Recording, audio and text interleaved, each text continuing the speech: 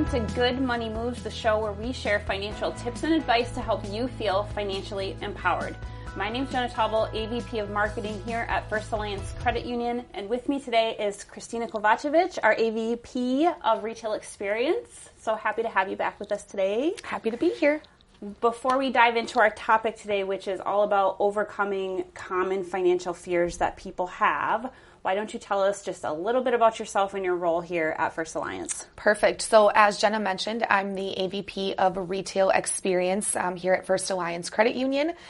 So my role strictly focuses on member experience and how we treat our members, things that we can improve on, such as processes and procedures, because times are always changing. So we look to update those whenever we can. Yes. You are a busy person. I sure am. I sure am. And I'm excited about this topic because an unexpected expense happened to me recently. So. Oh, all right. Well, we'll dig into that. So stay tuned to find out what happened to Kristina recently. So financial fears, I think money is such a scary topic for so many people. And so that kind of comes about in a lot of different ways and a lot of different scenarios for people that kind of elicits these concerns and often very valid concerns that people have when it comes to managing their money. So today I'm structuring our conversation a little bit different than we have in the past. I'm going to talk a little bit about a specific financial fear, and then I'm going to ask you to tell our listeners how they can address that fear in their life. So first one that I have on my list today is the fear of not having enough money. So kind of that living paycheck to paycheck, it feels really like an endless cycle for a lot of people. So maybe talk a little bit for our listeners about some strategies that someone can use to kind of break free from this pattern and really try to find some financial stability, regardless of what their paycheck size is. I think there's always things that we can do to try to address that feeling of, never having enough money. Yeah, I think that no matter how much money you make, my dad told me this, and I feel like it's very true. No matter how much money you make, if you don't know how to spend it, you'll never have it. So that has always stuck with me. But one thing that I feel like I have done over the years that has helped me is really try to be intentional about where and how I'm spending my money. So I've sat down and I've looked at my statements at the end of the month, and I will highlight in different colors if it was an actual bill or if it was just me going out to eat or if it was a vacation. And then it just prioritizes things for me a little bit different because then I see where my money is going. One of my biggest things I spend money on is coffee. I am a huge coffee drinker. I have no problem buying 3 to 4 cups of coffee a day at any coffee place here in Rochester, which I know is huge, is a huge expense for me at least, $8, $9, $10 a drink. Like I could buy a whole meal to cook at home for my son and I. So, limiting myself to just a couple days a week and then finding different alternatives that I can drink in the meantime, like a V8 or something else. It was super hard in the beginning, but, when you see that you didn't spend, $30 on just morning coffee, you're like, oh, I can do this. Like I can get this or I can get that. Or, so I think it's just being financially aware of where your money is going.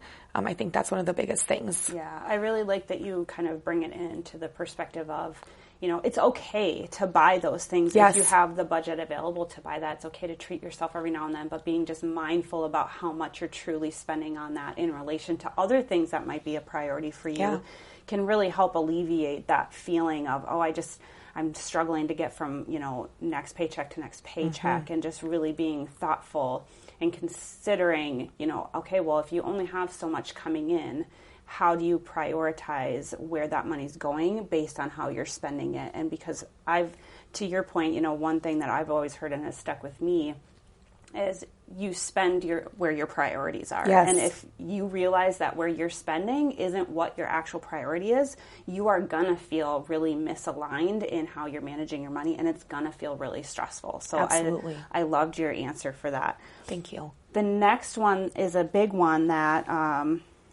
I think at some point in time, almost everybody, I feel like, has had this experience at one point in their life through either something, whether it's no fault of their own, right? Losing a job is a huge, huge financial blow when that happens. So how can someone really be more financially prepared for the potential of unemployment? Because you just never know, if your place of business closes, or maybe you work on contract basis and you are between contracts. Like, there's all kinds of reasons why you could be unemployed at any point in time. So how can people be a little bit more prepared for that potential in their life? Yeah, I think it's going back to the first question that we talked about, was just being more mindful of where you spend your money. And then also, I've heard, which I believe is true, to have at least 3 months worth of your salary saved in a savings account, because it might take you a couple of months to find that new job. So knowing that you have that security blanket to at least cover your bills for the next 3 months definitely helps if something unexpected like that was to happen. Yeah. So having that emergency fund in place and really planning ahead and proactively putting money aside every paycheck to prepare for, those types of situations. Because to your point, I mean, sometimes you'll find a job right away, and other times it could be, 6 months or more, depending on what kind of expertise and field. And if you were to have to move somewhere for another job, that's always an expense that isn't always necessarily covered by another employer. So these are all things to be really mindful of. And hopefully you never have to dip into your emergency fund for something like a job loss, but it's a reality that a lot of people do have to deal with. And especially in this day and age, I feel like, too. 100%. So the third fear that I think a lot of people have is a little bit along the same lines, but not quite as dramatic maybe. And that is like just having really unexpected large expenses come up in life that they're just not ready for, or there's no way they could have planned for such a thing. And it can really derail even the best financial plans when something like that happens. Absolutely. So what's maybe the best way to prepare for these types of unexpected expenses without completely derailing your normal budget? I think, again, we go back to that mindful way of spending, having that emergency fund. I know no one likes to tap into it, but just one thing that has also helped me that I wanted to share is I have multiple checking accounts. So I have a checking account for my loan or for all my bills. I have a fund checking account, and then I have that emergency fund as also a checking account, because I want to be able to pull out that debit card and use it if I need it. So I think also breaking down where you plug your money in every month, I think definitely helps when those emergency funds are needed to be used. And I think we talked about this in a few podcasts ago, not dumping so much money in there that now you're having to pull, and now becomes a habit. Like, I pulled this month just $50. Now I can pull another $25. So really being realistic with how much you can put in there.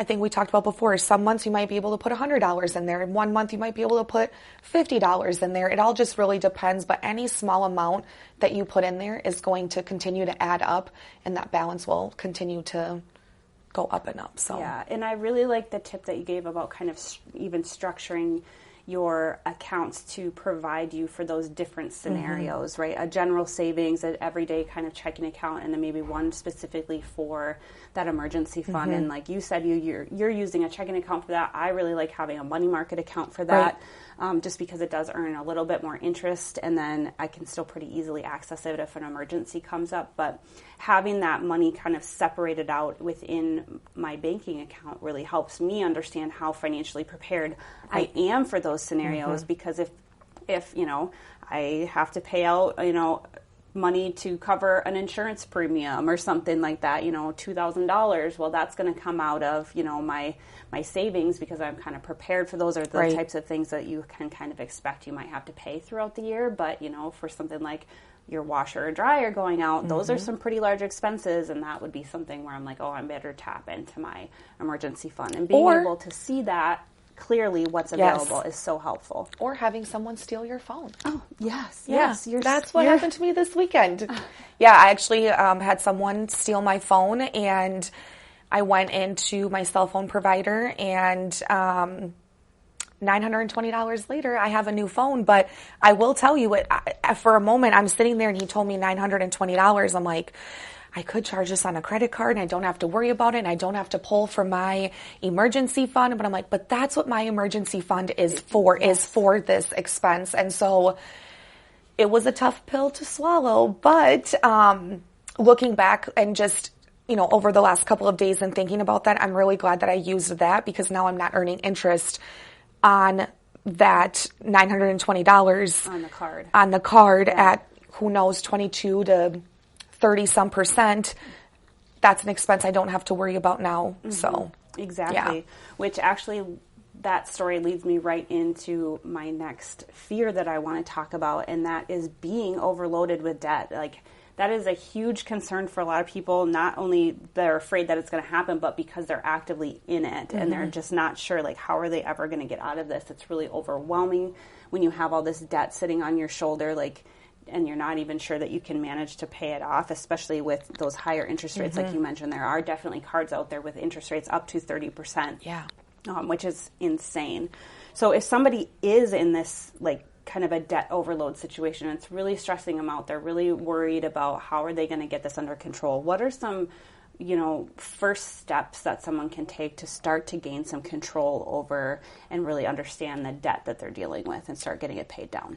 Yeah, I think and I have been in this situation, again, printing off that bank statement maybe for a few months, and kind of seeing what kind of trend you're creating for yourself, and how much more you can put away in that emergency fund or plug in towards a credit card with a high interest rate.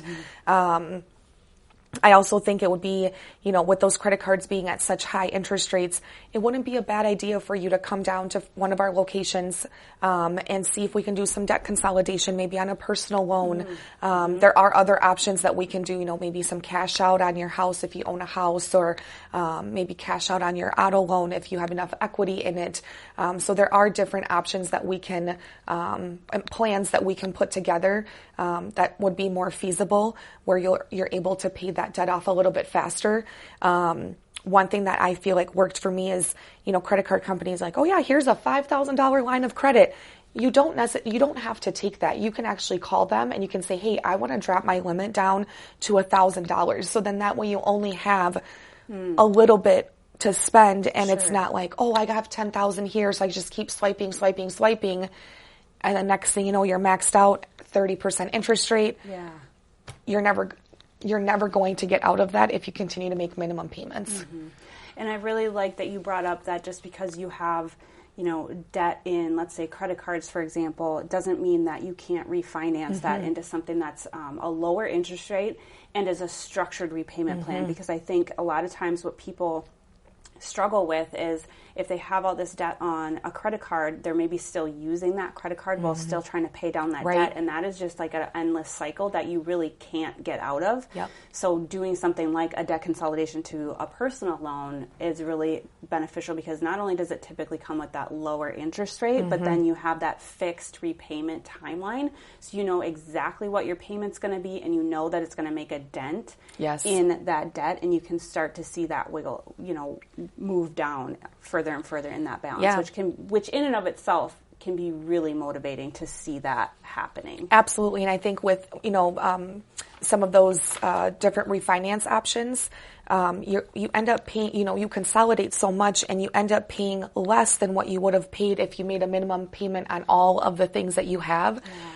And I always tell members, whatever you were making as far as the payment to those credit cards, you can actually make that payment and have the rest go towards principal, so it's paying it off faster, because most of the times when you make that payment, it's going towards interest to those credit cards. They're paying themselves first before they pay off your balance. So when you consolidate, you can take that extra that you would have been paying, apply towards principal, then interest. You're not paying so much in interest, and you're paying it off faster. That's a really great point, that the credit card companies do like to pay themselves first. They're like, we are important. So my next fear that I want to talk about is kind of along these same lines, and that is around credit scores. A lot of people just don't truly understand credit scores, and so that they get a little bit fearful about truly what their score means and how it's going to impact, the type of loans that they can qualify for, and all of that stuff. So especially when it comes to like that low credit score, because it really does limit a lot of your financial opportunities in the long run. So what are some, maybe actionable steps that people can take to raise that credit score before they go seek out a loan or a credit card, so that they aren't stuck in a cycle where they're at that 30% interest rate on a card? Yeah, so one thing that I love to share is that you can go out on myfreecreditreport.com, and they will actually send you one free credit report to your house.